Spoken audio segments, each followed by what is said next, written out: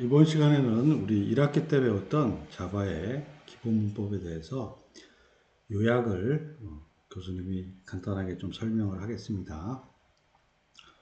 요약 부분 설명할 때 좀 이해가 잘 안 되는 부분들이 있으면 1학기 때 동영상과 강의 자료를 좀 더 보고 그 부분들을 더 집중적으로 복습하기 바랍니다.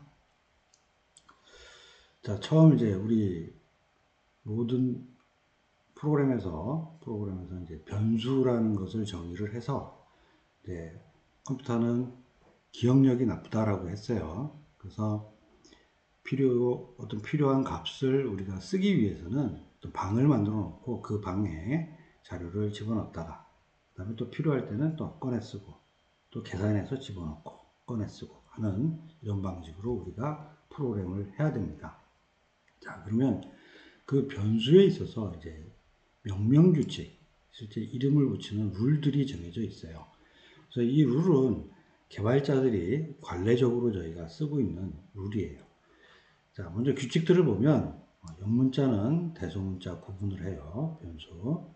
그 다음에 명사형을 써야 되고요. 그 다음에 단어의 조합으로 쓰게 됩니다. 그래서 첫 번째 단어는 다 소문자로 쓰게 되고 두 번째 단어부터는 첫 글자만 대문자를 쓰게 됩니다. 그래서 숫자는 가능한 한 뒤에다가 붙이는 형태가 되고 가급적이면 이 숫자에 대한 부분은 큰 의미가 없기 때문에 좀 잘 안 쓰는 게 더 맞다라고 생각을 합니다. 자, 그래서 예제에 보면 이제 단어 하나인 경우에는 다 소문자로 썸이라고 이렇게 쓰게 되고 만약에 두 개 단어를 쓰게 되는 경우에는 맥스 스피드다라고 하면 첫 번째 단어는 다 소문자, 두 번째 단어는 첫 번째 글자만 대문자, 나머지는 소문자 형태대로 그 명명 규칙을 붙여서 우리가 변수명을 쓰게 되는 것입니다. 자, 그러면 이제 이런 변수에 대해서 쓰기 위해서는 우리가 변수를 선언을 해주고 그 다음에 값도 저장을 해줘야 됩니다. 그래서 보통 이제 선언과 값 저장하는 부분을 따로따로 할 수 있는 방법도 있고 한꺼번에 할 수 있는 방법도 있는데 교수님이 선언과 값 저장을 동시에 하는 게 바람직하다라고 얘기를 했어요. 그래서 문법적으로 보면 그 변수 안에 담아야 될 자료의 형식 자체를 미리 정해줘야 됩니다. 그래서 어떤 방을 만들어 주는데 이 방에는 뭐 정수만 쓰겠다 또는 소수점 있는 실수만 쓰겠다 또는 거기에 뭐 문자만 들어가겠다 또는 문자 열만 들어가겠다라는 것을 이제 선언을 해주는 것입니다. 그래서 그 타입을 써주고 변수명과 그 다음에 이꼴 값 이렇게 되면 변수를 선언하고 값이 저장되는 문법이 되겠어요. 그래서 지금 예를 보면 int라고 하는 정수 자료가 들어간다라는 의미고 그 다음에 score라고 하는 이름의 변수에다가 90이라고 하는 값을 넣겠다라고 하는 의미를 가지고 있습니다. 자, 변수인 경우에는 이제 뭐 뒤에는 또 참조 타입이라고 하는 그 타입도 있지만 가장 기본적으로 쓰는 이제 기본 타입들이 있어요. 그래서 기본 타입도 여러 개가 존재를 하는데 여러분들이 좀 꼭 알아야 되고 많이 쓰는 변수의 타입은 한 4가지 정도로 여러분들이 핵심적으로 알고 있으면 될 것 같아요. 그래서 int는 정수가 들어가는 것이고요. 그 다음에 캐릭터 부분은 문자 1개, 그 다음에 더블은 실수, 그 다음에 불리언이라고 정해주면 우리가 true, false, 즉 참, 거짓이라고 하는 값을 저장을 할 수 있는 타입이 됩니다. 그리고 이제 참고적으로 이제 스트링이라고 하는 것은 기본 타입은 아니지만 마치 우리 프로그램 작성할 때는 기본 타입인 것처럼 많이 사용을 하게 돼요. 그래서 스트링이라고 정의를 하는 경우에는 문자 여러 개인 문자열을 저장할 수 있는 변수가 타입이 됩니다. 자, 그리고 이제 여러 가지 타입에 들어가 있는 변수끼리 어떤 자동 타입 변환을 하는 그런 규칙들이 있어요.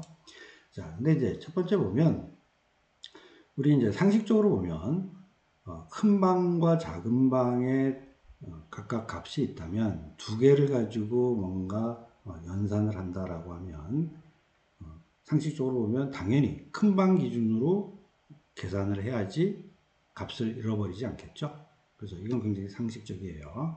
그래서 보다 보면 정수하고 만약에 실수하고 두 개가 존재하는데 이것을 연산을 한다라고 하면 실수 기준, 즉 더블 기준 같은 실수 기준이 훨씬 더 방이 커요.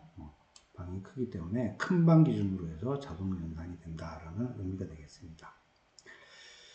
자, 그러면 또 우리가 이제 명시적으로 뭔가 이 타입 자체를 바꾸는 경우가 존재를 할 수 있어요. 그런 경우에는 우리가 실제 작은 방인데 얘를 큰 방 기준으로 바꾸어서 계산을 해라 라고 할 때 쓰는 방식이에요.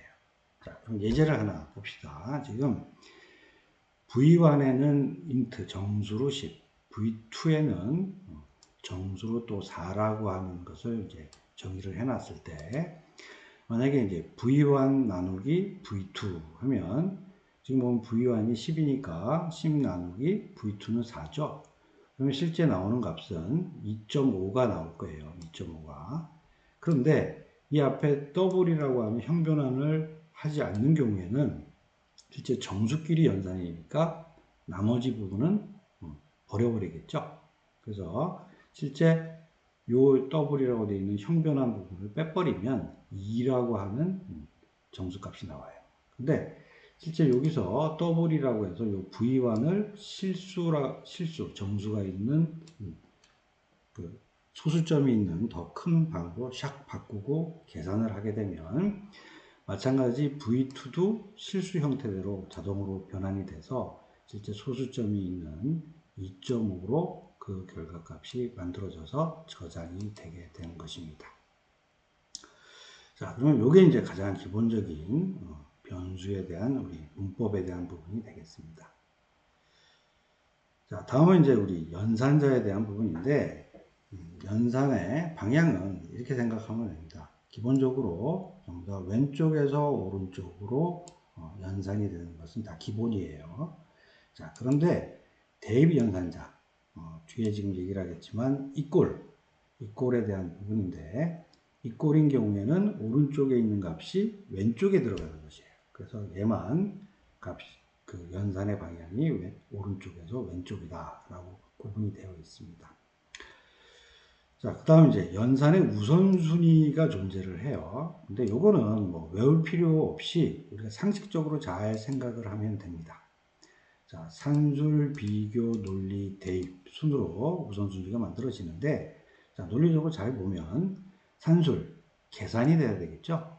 계산이 먼저 돼야지만 비교, 크냐 작으냐 라고 하는 이런 부분들이 계산이 될 수 있고요. 또 크냐 작으냐까지가 완료가 돼야지 참이냐 거짓이냐라고 하는 논리연산자가 또 정해질 수가 있고요. 그 다음에 이 부분이 다 끝나야지만 대입연산자라고 하는, 즉 오른쪽에 있는 값이 이꼴이 있으면 왼쪽에 들어갈 수 있는 방법이 됩니다. 자, 그래서 이거는 이제 우리 프로그램 하다 보면 자연적으로 상식 수준에서 우리가 보면 다 알 수 있는 부분이 됩니다. 그리고 특히 이제 지금 이제 개발자들도 이런 것들 다 외우고 쓰진 않아요. 그래서 실제 우리가 갈로를 쓰게 되면 이게 우선순위가 가장 높아져요. 그래서 여러분도 복잡하게 이런 그 수식이 나오는 경우에는 가로를 써서 우선순위를 명확하게 표시하는 것이 좋은 버릇이 됩니다.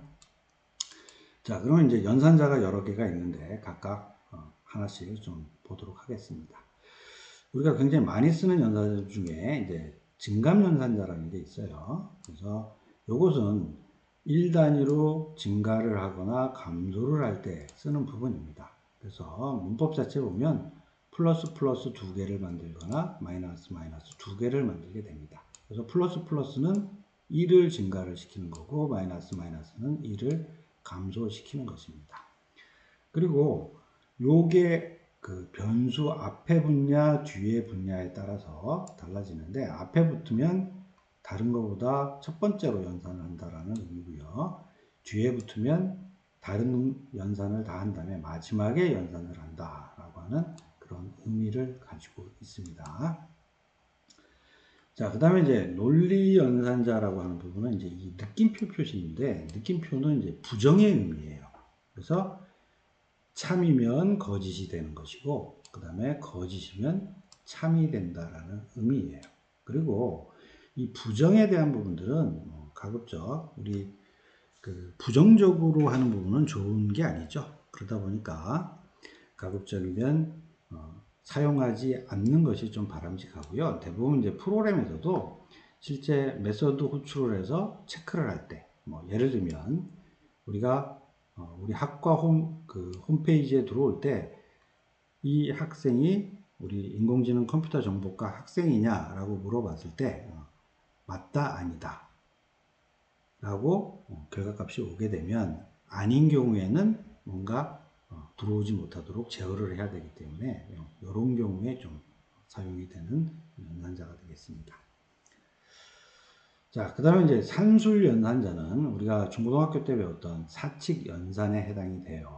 그래서 다 알다시피 플러스, 마이너스, 곱하기, 나누기 이런 것들은 다 쓰는 연산자고요.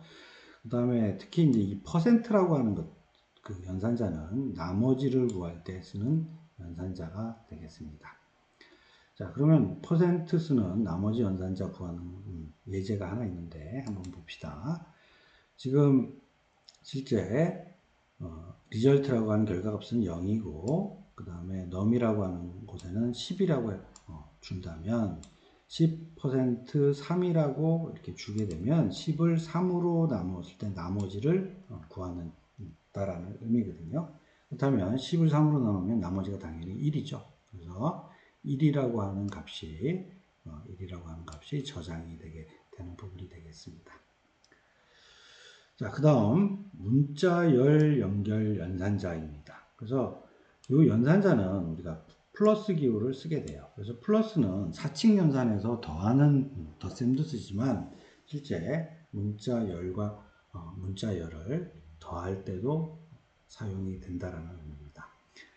자, 그러면 이제 이것도 예제가 하나 나와 있는데 JDK라고 하는 문자열, 그 다음에 플러스 특징이라고 하는 문자열, 그 다음에 여기에 숫자 6이라고 이렇게 6.0이라고 줬어요. 그러면 실제 연산을 할 때는 문자와 숫자가 혼합이 되어 있으면 다 문자열로 간주를 합니다. 그래서 이 결과값은 어떻게 되냐? JDK 특징 6.0이라는 문자열로 만들어져서 여기 스트링 타입의 변수에 값이 저장이 되는 것입니다. 자, 그 다음에 이제 우리 비교 연산자예요. 비교 연산자는 우리 중고등학교 때 배웠던 연산자입니다. 그래서 실제 크냐 그 비교 연산자에 대해 요건 중고등학교 때 배운 게 아니네. 자, 요건 이제 프로그램에서 프로그램에서 여러분들이 배우지 않은 내용인데 보통 문법적으로 보면 이꼴 두 개가 붙으면 같으냐라고 물어보는 거예요. 그리고 느낌표 이꼴이라고 되어 있으면 같지 않냐라고 물어보는 것입니다. 자, 그럼 이제 예제 한번 봅시다. 지금 num1은 10이고 그 다음에 num2도 지금 10이라고 정의가 되어 있는 경우에 자, num1하고 num2하고 지금 이꼴 두 개로 같냐라고 물어봤어요. 그러면 당연히 같겠죠. 그래서 그 결과값은 true, 참이라고 그 결과값이 나올 거예요. 자, 그러면 또 두 개를 느낌표 이꼴이라고 물어보면 같지 않냐라고 물어봤죠? 같지 않냐라고 물어봤어요. 자, 같지 않냐라고 물어봤으니까 그 결과값은 당연히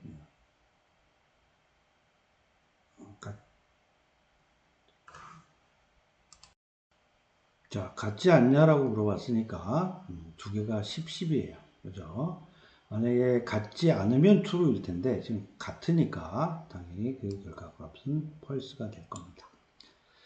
자, 그 다음에 이제 비교 연산자인 경우에는 큰지 작은지 그 다음에 또 동일한지 이런 것들을 물어볼 때 사용을 하겠죠. 즉 큰지, 그 다음에 크거나 같은지, 작던지 또는 작거나 같던지라고 물어보는 부분이고, 이 부분은 여러분들 그 결과값에 따라서 true, false 부분이 참과 거짓에 대한 부분들이 리턴이 될 겁니다. 자, 그 다음에 이제 여러분들 이제 프로그램 배우면서 처음으로 나왔던 게 바로 논리 연산자라고 하는 부분이에요. 그래서 논리 연산자는 프로그램에서 굉장히 많이 사용하는 연산자가 됩니다. 자, 그래서 요거 %라고 얘기를 해요. 문자 하나하나에 대해서는. 그래서 %, 붙이면 보통 AND 연산자라고 얘기를 하면서, 자, 두 개의 피연산자가 전부 다 참인 경우에만 참이고 나머지는 거짓이 되는 연산자입니다. 자, 그 다음에 오화 연산자, 요거 파이프 표시인데, 파이프 두 개를 딱 붙여놓으면 두 개 중 피연산자 중에 한 개라도 참이면 참이고 아니면 펄스가 되겠습니다. 거짓이 됩니다. 자, 그러면 넘1이 5고 그 다음에 넘2가 만약 10인 경우에 실제 여기 보면 넘1과 넘2가 같으냐라고 물어봤죠. 같으냐. 그러면 당연히 다르니까 펄스가 될 거고요. 그 다음에 넘1보다 넘2가 크냐라고 물어봤어요. 그러니까 당연히 5보다는 10이 크죠. 그래서 true예요. 자, 근데 이것을 5화 연산자로 물어봤어요. 그러면 둘 중에 하나라도 참인 경우에는 참이기 때문에 결국 결과값은 참이 되는 것입니다. 자, 그 다음 equal이라고 붙으면 우리가 이제 대입 연산자라고 붙어요. 그래서 우측에서 연산이 된 그 결과값을 왼쪽에 있는 변수에다가 집어넣는 연산자입니다. 그래서 지금 예제에 sum이라고 하는 변수에다가 equal 10 플러스 3이라고 해놓으면 결국 13이라는 값이 sum이라고 하는 변수에 저장이 되게 됩니다. 자, 그 다음에 이제 복합 연산자라고 하는 부분들이 있는데, 이제 뭐, 플러스 이퀄, 그 다음에 마이너스 이퀄, 곱하기 이퀄, 나누기 이퀄, 뭐, 이렇게 복합 연산자 쓰여져요. 그래서 교수님이 이제 이 복합 연산자인 경우에는 좀 여러분들이 프로그램이 익숙해질 때까지는 좀 사용하지 말라라고 했던 부분이에요. 자, 근데 뭐, 이게 복잡해 보이지만 별로 복잡하지 않아요. 지금처럼 num 플러스 equal 2라고 되어 있으면 이것은 결국 num equal num 플러스 2라고 하는 이와 같은 식으로 연산이 된다라는 의미가 되겠습니다. 자, 다음은 이제 조건문에 들어가겠습니다. 조건문은 이제 크게 if문하고 스위치문으로 나눌 수가 있어요. 자, 그래서 if문은 실제 물어봐서 참인 경우와 거짓인 경우로 구분해서 실행한다라는 의미입니다. 자, 그래서 이제 이 표현 방식도 한 3가지 정도 구분해서 사용할 수 있는데, if 다음에 가로하고 조건식을 물어봐요. 그래서 이 조건식이 참인 경우에는 그 다음에 있는 중괄호 부분이 수행이 되고요. 만약에 거짓인 경우에는 그 다음에 else 다음에 있는 중괄호 부분이 실행이 되게 됩니다. 자, 근데 이제 물어보는데 한번 물어보고 또 물어보고 또 물어보고 할 수 있는 부분들이 가능해요. 그래서 우리가 보면 if 물어본 다음에 그 다음에 또 else if 물어봐서 다른 조건식을 또 물어볼 수 있어요. 자, 그래서 지금 조건식 교수님이 하나만 써놨는데 if, else if, else if, else if에서 계속 물어보고 쭉 그 다음 물어보고 실행한 다음에 마지막에는 else 힌트대로 해서 실행을 하는 구조도 만들 수가 있습니다. 자, 그 다음에 세 번째는 뭐냐면 if문 안에 또다시 if문을 쓸 수가 있어요. 자, 지금 써놓은 지금 요 문법은 지금 위에 보면 if 물어보고 참인 경우와 거짓인 경우 만들어 놨었죠. 자, 그러면 if 물어봐서 참인 경우에 여기 보면 또 하나 이 안에 if문을 또 안에다가 쓸 수 있다라고 하는 부분입니다. 그래서 if문으로 물어보고 참인 경우에 들어가서 또 물어보고 또 거기서 참인 경우와 거짓인 경우로 실행을 할 수가 있다라는 문법 구조가 되겠습니다. 자, 그러면 이제 예를 하나 보면 if 지금 스코어가 93인 경우에 실제 스코어가 만일 90보다 같거나 크냐라고 물어봤죠. 그러면 당연히 크죠. 그런 경우에 그레이드라고 하는 변수에다가 A라는 문자를 집어넣어라 라고 하는 if문의 예시가 되겠습니다.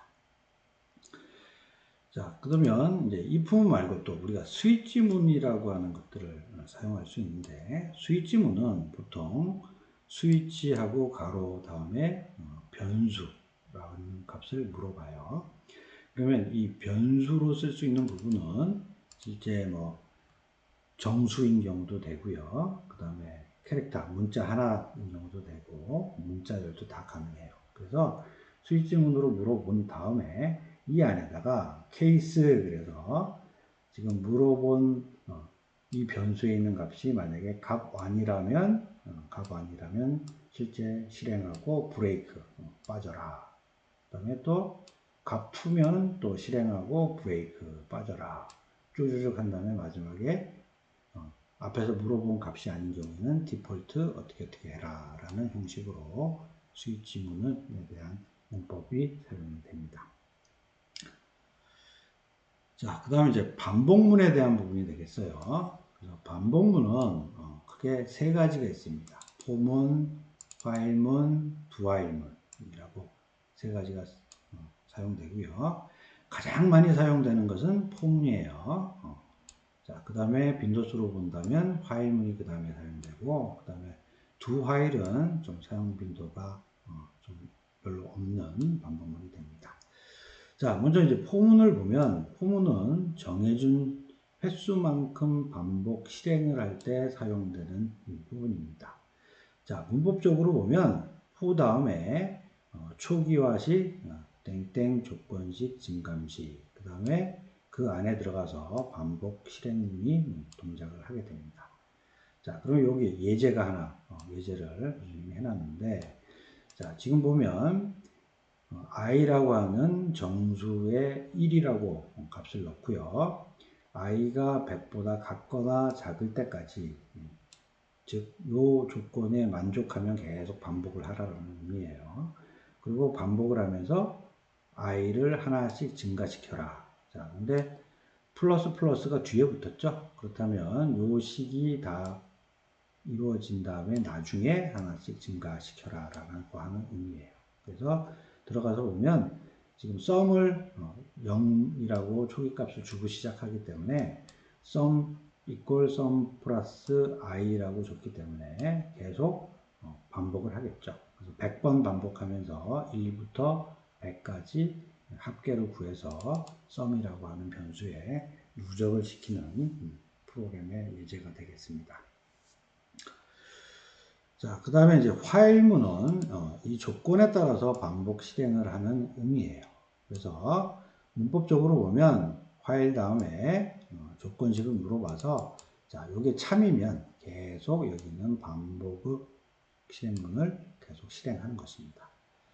자, 예제로 보면 테스트를 0이라고 기본값을 줬을 때 화일 다음에 테스트가 10보다 같거나 작을 때까지 계속 테스트를 에 있는 값을 하나씩 증가를 시켜라 라고 되어 있어요. 자, 그렇다면 지금 초기값 0서부터 시작을 했으니까 계속 증가를 시켜서 1, 2, 3, 4, 5, 6, 7, 8, 9, 10까지 증가시키는 반복이 실행이 되는 예제가 되겠습니다.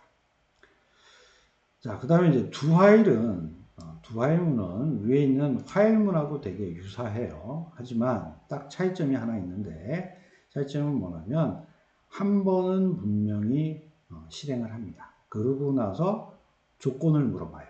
그래서 조건에 따라서 반복 실행하는 이런 구조가 되겠습니다.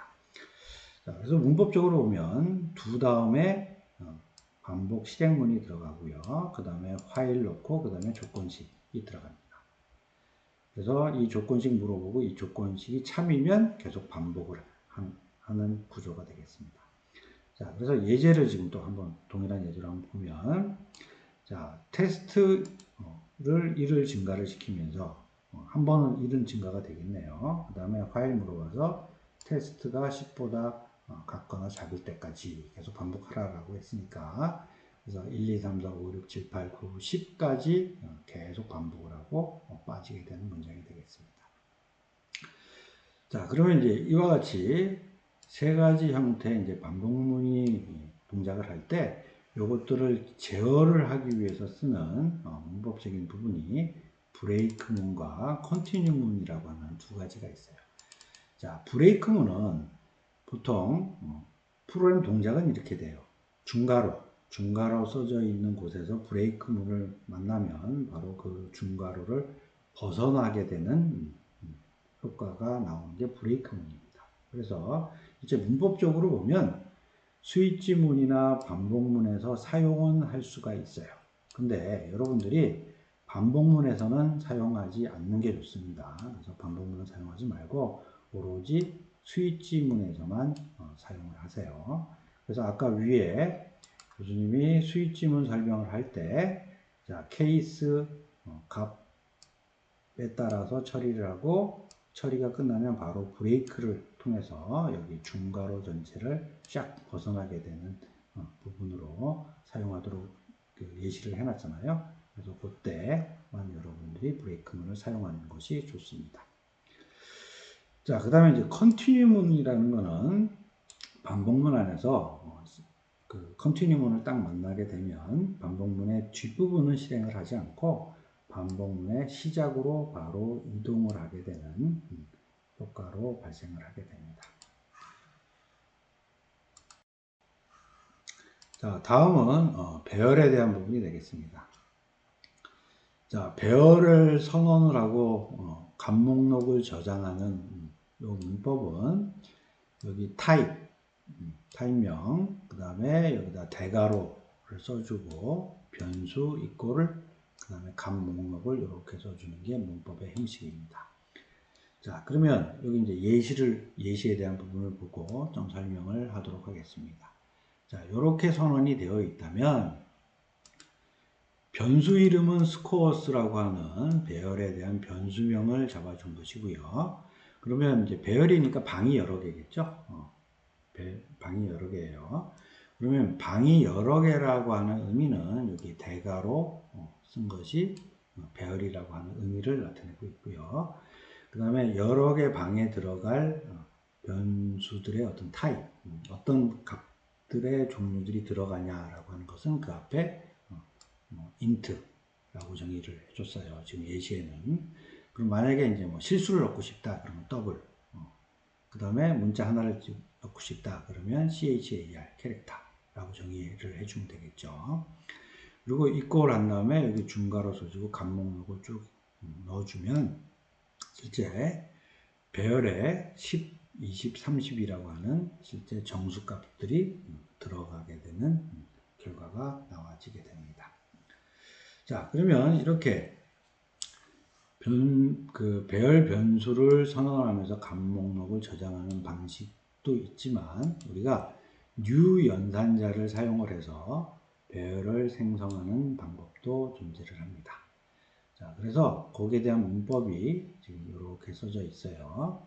자, 그 다음에 그러면 이 문법하고 교수님이 써져 있는 밑에 프로그램 예시를 같이 설명을 하도록 하겠습니다.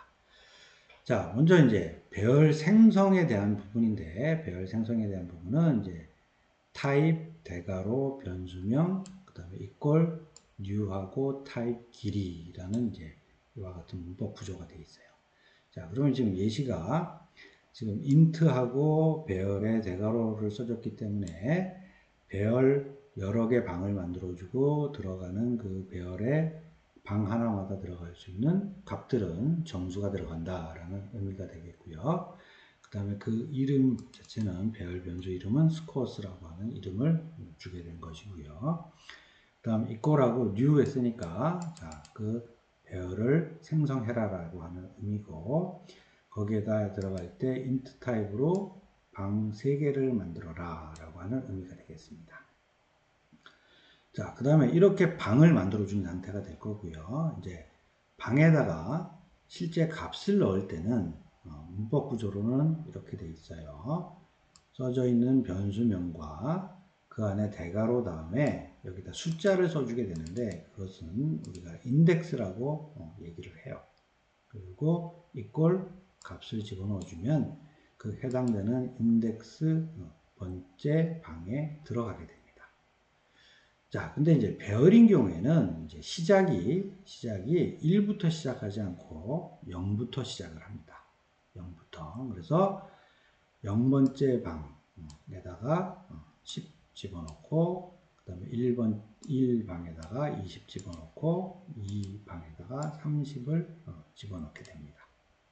그래서 이와 같이 방에다가 쫙 집어넣어 준 다음에 실제 이것을 이제 출력하는 부분으로 만들어진 게 이제 예제인데, 보통 우리가 이제 배열의 값에다가 값을 딱 집어넣으면 실제 변수점 length라고 하는 곳에 실제 그 배열의 길이, 즉 그 방에 들어간 실제 값의 개수 자체가 여기에 저장이 되어 있어요. 자, 그래서 그거만큼 반복을 해서 실제 값을 다 더해보는 프로그램의 예제가 이 부분입니다. 그래서 앞에서 배운 for 반복문을 통해서 보면 i는 0부터 실제 스코어점 length라고 하는 것보다 작을 때까지. 자, 지금 보면 3개의 값을 집어넣기 때문에 요거는 지금 3이 되어 있어요.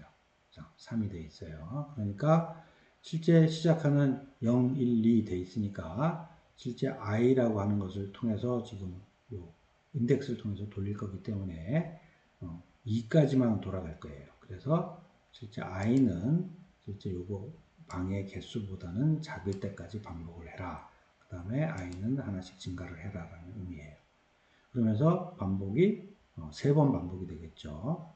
그래서 인덱스 0의 반복 한 번 돌고 1인 경우에 돌고 2인 경우에 돌게 됩니다. 그래서 sum equal sum 플러스 score라고 하는 변수에 그 인덱스 i 값으로 계속 값을 누적을 시키면 10, 20, 30이 계속 누적돼서 결과값으로는 60이라고 하는 값이 최종적으로 합산이 되게 됩니다.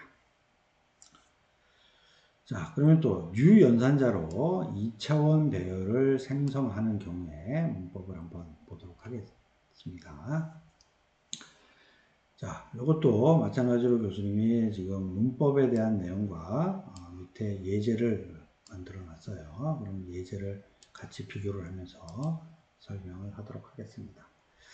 우선 2차원 배열을 생성하는 부분은 타입을 써주고, 그 다음에 대괄호 2개를 써주게 됩니다. 2개를 써주게 되고, 그 다음에 변수명, 그 다음에 new, 타입, 그 다음에 요 대괄호 2개, 첫 번째 것은 행의 길이를 의미를 하게 되고요. 두 번째 것은 열의 길이를 의미를 하게 됩니다. 자, 그럼 여기에 따라서 예제가 여기 나와 있는데, 자, 스코어스라고 하는 2차원 배열을 지금 선언을 해주면서 이것은 2차원 배열이다 라는 의미를 가지고 있고, 각각 들어가는 값들은 정수다 라는 의미를 가지고 있어요. 그리고 new라고 정해주면서 방을 생성해 준다라는 의미고요.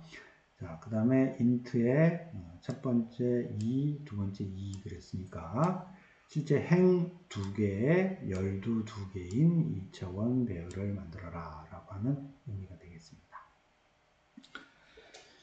자, 그리고 실제 여기 보면 스코어스 00, 01, 10, 11 돼 있으니까 이거는 0번째 행에 0번째 열인 곳에 10을 넣어라 이 의미고요. 그 다음에 0번째 행에 그 다음에 1번째 열에 20 넣어라. 그 다음에 1번째 행에 0번째 열에 30을 넣어라.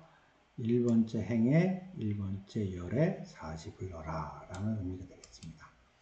자, 그러면 이렇게 들어가 있는 값을 다 한번 합산을 한번 해볼 때 마찬가지로 실제 그 길이에 대한 몇 개가 들어갔냐라고 하는 값들은 어떻게 들어가 있냐면 실제 행의 길이는 변수점 length라고 하는 곳에 그 값이 들어가 있고요.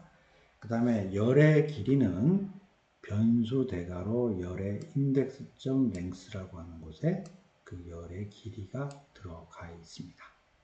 자, 그래서 이제 반복을 돌리는 반복문 예시가 이렇게 되어 있습니다. 자, 그래서 첫 번째 포문으로 돌릴 때는, score.length라고 하는 개수만큼, 개수보다 인덱스가 작을 때까지 반복을 돌리라고 했으니까, 실제 여기서는 행의 개수만큼 반복이 돌아갈 거예요. 자, 그 다음 이 안에 또 포문을 또 작성했어요. 그래서 이번에는 score i.length니까 실제 그 행에 들어가 있는 열 개수만큼 또 다시 반복을 시켜라 라고 하는 의미입니다. 자, 그래서 sum equal sum 플러스 scores의 첫 번째 i는 이건 행이 될 거고요. 그 다음에 k는 열이 될 거예요.